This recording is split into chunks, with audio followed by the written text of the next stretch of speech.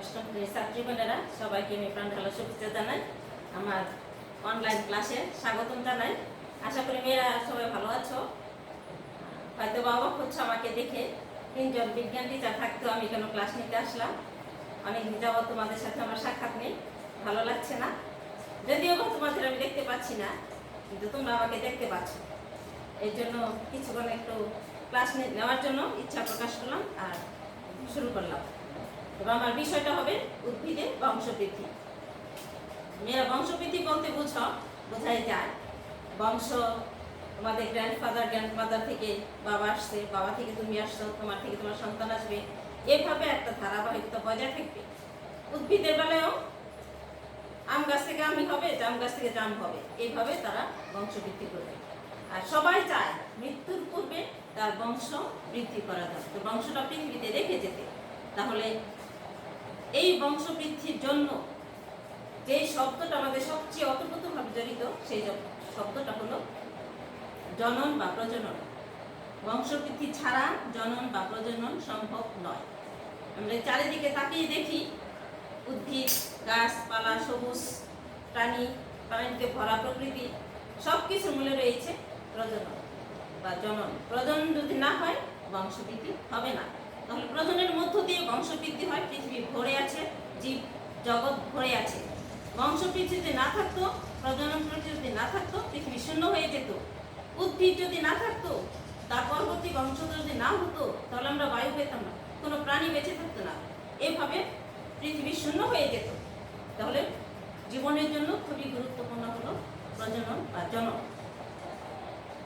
যে প্রক্রিয়ার মধ্য দিয়ে, যে জটিল প্রক্রিয়ার মধ্য দিয়ে জীব তার প্রতিরূপ বা বংশধর সৃষ্টি করতে পারে, সেই প্রক্রিয়াটাকেই বলা হয় প্রজনন বা জনন। তাহলে জনন বা প্রজনন বলতে আমরা কি বলছি? আমি আবার বলছি, যে জটিল প্রক্রিয়ার মধ্য দিয়ে জীব তার প্রতিরূপ বংশধর সৃষ্টি করতে পারে, তাকে বলা হয়, সেই প্রক্রিয়াটাকে বলা হয় জনন বা প্রজনন। তাহলে প্রজনন বা জনন প্রক্রিয়া বিভিন্ন রকমের আছে। তবে আমরা উদ্ভিদের প্রজনন প্রক্রিয়াটা আমরা জানবো। জীবের প্রজনন প্রক্রিয়া আছে, কিন্তু উদ্ভিদের প্রজনন প্রক্রিয়া সম্পর্কে আমরা একটু বিস্তারিত জানবো। তাহলে উদ্ভিদের প্রজনন প্রক্রিয়া দুই প্রকার, একটা হলো যৌন জনন আর একটা হলো অযৌন জনন। যৌন জনন, অযৌন জনন। যৌন জনন কি?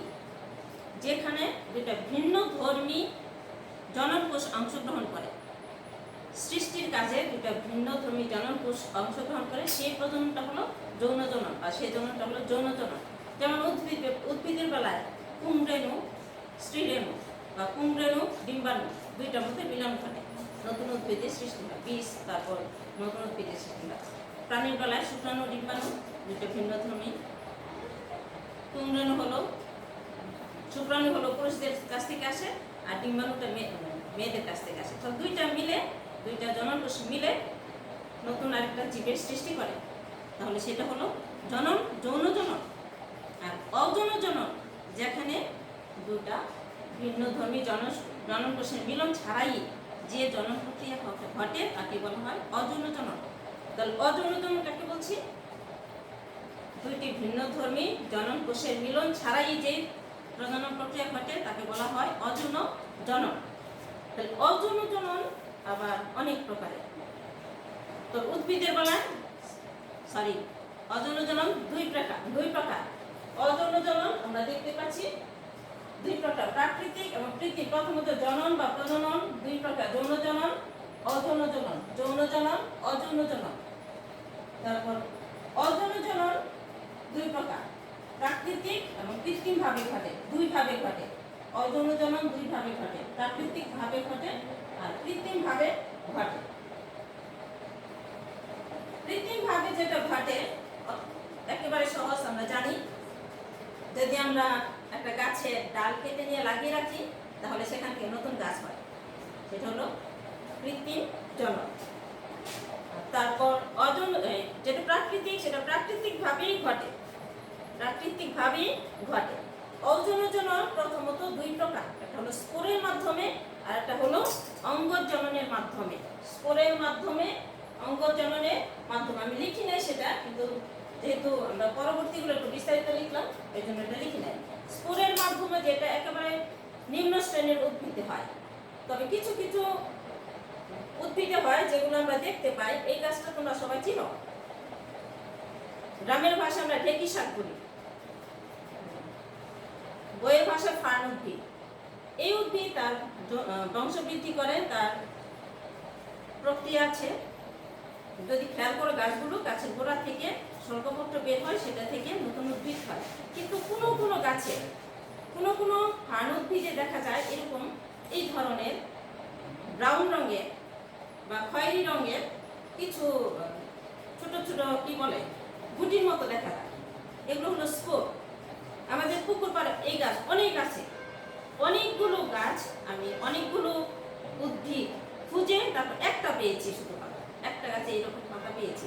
এই পাতার মধ্যে স্পোর আছে, এই স্পোরের থেকে নতুন উদ্ভিদ হবে।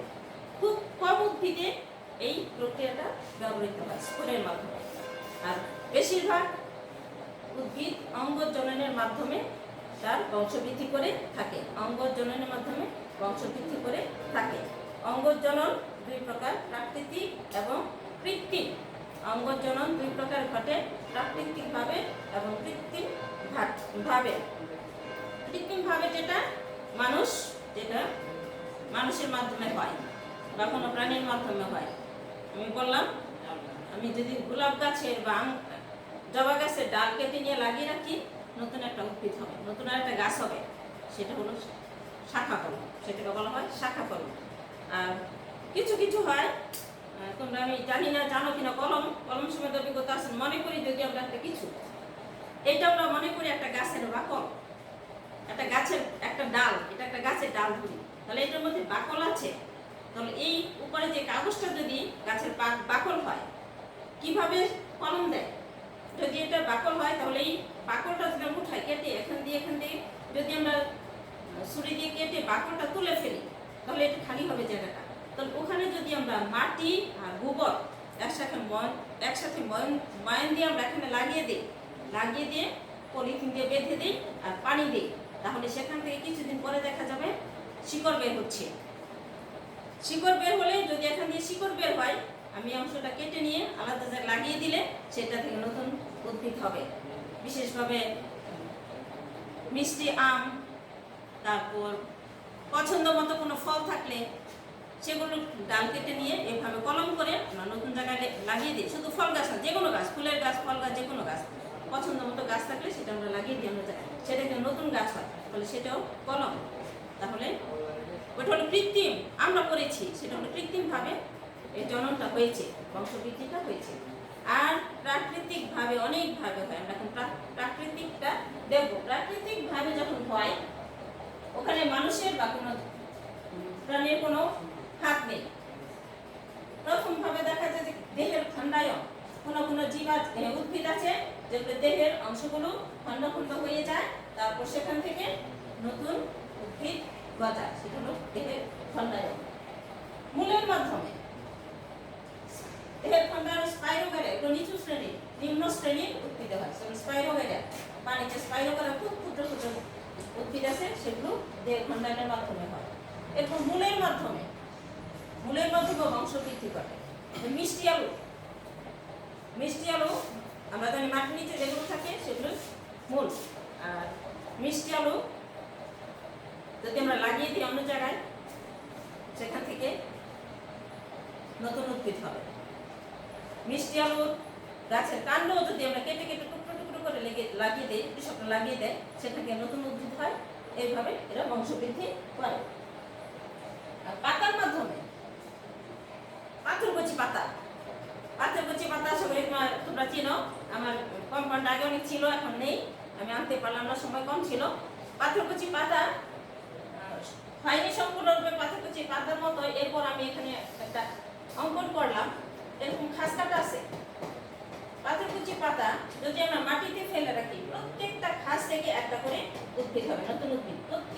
প্রতিটি খাস থেকে একটি করে নতুন উদ্ভিদ হবে। আমি ফেলে রাখলে অনেকগুলো উদ্ভিদ হবে, ওগুলো দূরে দূরে লাগিয়ে দিলে কিছুদিনের মধ্যে অনেক উদ্ভিদ হয়ে যাবে।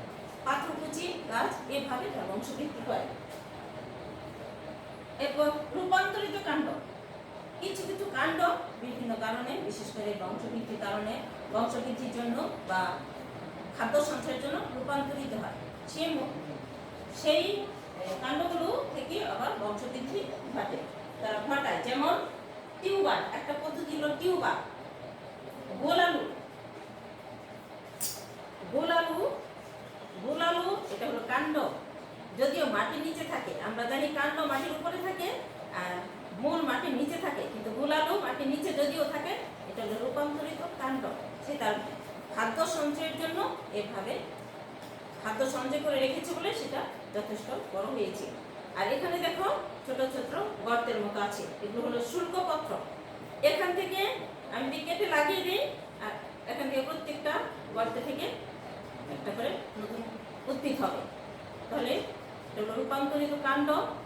এই গোলালু বংশবৃদ্ধি করে টিউবার, সে যে পদ্ধতিতে সেটা বলে টিউবার। আমরা কৃষকরা এখান থেকে কেটে কেটে কেটে নিয়ে আলাদা আলাদা লাগিয়ে দিই, প্রত্যেকটা খণ্ড থেকে প্রত্যেকটা অংশ থেকে একটা করে গাছ হবে, সেটা হবে ওই পদ্ধতিকে বলা হয় টিউবার। এরপর আমরা দেখি রাইজোম, সেটাও তোমরা চিনো, আদা। আশা করি আদা দেখা যাচ্ছে, দেখতে পাচ্ছ তোমরা আদা। আদা অনেকটা কিসের মতো, হলুদের মতো আদা। এই আদার এখানে দেখো, আশা করি দেখা যাচ্ছে, দেখা যায় এই যে এখানে অঙ্কুর বের হয়েছে, এখান থেকে নতুন উদ্ভিদ হবে। এই যে এখানে বের হয়েছে নতুন উদ্ভিদ হবে, এখান থেকে এই যে এখানে বের হয়েছে নতুন উদ্ভিদ হবে, এগুলো থেকে বের হবে। তখন একটা আদা থেকে অনেকগুলো গাছ হবে। এইভাবে আদা বংশবৃদ্ধি করে। আদা এটাও কিন্তু কাণ্ড, এটাও কাণ্ড।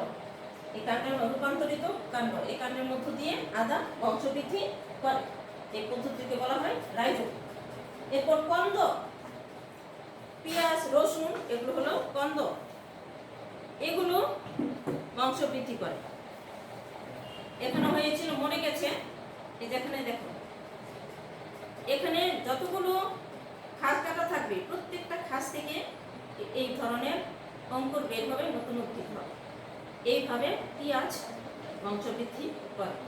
তাহলে রূপান্তরিত কাণ্ড বলা হয় কন্দ। তাহলে পেঁয়াজ এইভাবে বংশবৃদ্ধি করে। এরপর স্টোলন, স্টোলন হলো একটা প্রক্রিয়া। এখানে উদ্ভিদের কিছু দূর পর্যন্ত আমরা দেখি, এটা তোমরা সবাই চেনো। কচু গাছ, সবাই গ্রামের মেয়ে, আশা করি সবাই চেনো কচু গাছ। কচু গাছ পাতাটা ছিঁড়ে গেছে, আর এখান থেকে দেখো এইভাবে তার মূল, একটা না, আরো অনেক অনেক মূল চারিদিকে, এই যে এগুলো বড় হবে, এগুলো মূলগুলো বড় হবে, ঘুরে সরে এখান থেকে আরেকটা গাছ হবে। তাহলে এখান দিয়ে একটা হবে, এখান দিয়ে একটা হবে, এখান দিয়ে হবে, এখান দিয়ে, এইভাবে অনেকগুলো দূরে সরে গিয়ে অনেক উদ্ভিদ হবে। এইভাবে কচু গাছ তার বংশ বৃদ্ধি করে। এই পদ্ধতিকে বলা হয় স্টোলন। এগুলো স্টোলন। আমরা গ্রামের ভাষায় বলি লতি। অনেকে খেতে পছন্দ করে, আমিও খেতে পছন্দ করি কচুর লতি। বলে এই লতিটা মাধ্যমে সে ঘুরে গিয়ে আবার গাছ হবে। অনেক লেবু গাছও এরকম হয়, ঘুরে গিয়ে অনেক গাছ আছে যেগুলো এইভাবে নিচে থেকে অত দূরে না গিয়ে অল্প একটু দূরে গিয়ে গিয়ে আর অনেক গাছ হয়, সেগুলো হলো এইভাবে বংশবৃদ্ধি করে। আরেকটা পদ্ধতি হলো অফসেট। সেটা তোমরা, আমার এখানে কোনো জলাশয় নাই বলে মানতে পারিনি, কচুরিপানা তোমরা দেখেছো, ঠিক কচুর মতো কচুরিপানা থেকে এইভাবে বের হয়, মূলটা এরকম বড় হয়, বড় হয়ে এখান থেকে আরেকটা হবে। এইভাবে কচুরিপানা বংশবৃদ্ধি করে। তুমি তোমার জলায় যদি পুকুর থাকে বা কোনো ডোবা থাকে, একটা দুইটা কচুরিপানার গাছ যদি ছেড়ে দাও ওখানে, তো লাগাতে হয় না পানিতে, তাহলে সেখান থেকে কিছুদিন পরে দেখবে ভরে গেছে। এইভাবে কচুরিপানা বংশবৃদ্ধি করে। আরেকটা হলো বুলবিল। বুলবিল এটা তোমরা, আমি জানি না চেনো কিনা, আলু, কচুর আলু। আলু আমরা দুইটা দেখলাম, মিষ্টি আলু জানলাম, মিষ্টি আলু মূল, গুল আলু হলো কাণ্ড। আরেকটা আলু আছে যেটাকে আমরা চুপি আলু বলে, সেটা গেছু আলুও বলে।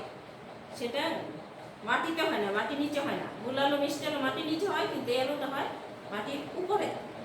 এটা না, যেটা বলছে চুপি আলুটা গাছের উপরে হয়, তবে ছোট ছোট আলু হয়, অনেক আলু হয়, সেগুলো অনেক সময়ে ছিটে পড়ে যায়, গাছ থেকে ছিটে ধীরে ধীরে পড়ে যায়। আর যেখানে পড়বে সেখানে একটা গাছ হবে, যেখানে পড়বে আরেকটা গাছ হবে। এইভাবে অফসেট পদ্ধতিতে সে বংশবৃদ্ধি করে। তাহলে আমি উদ্ভিদের বংশবৃদ্ধির একটা অংশ বললাম। আরেকটা অংশ রয়ে গেল যৌন প্রজনন। তাহলে আমি অযৌন প্রজননটা আবার দিচ্ছি। প্রথমত উদ্ভিদে প্রজনন বা জনন প্রক্রিয়া দুই প্রকার, অযৌন জনন আর যৌন জনন। অযৌন জনন আবার দুই প্রকার। আমার জায়গা মানে এগুলো আমি লিখিনি। স্পট,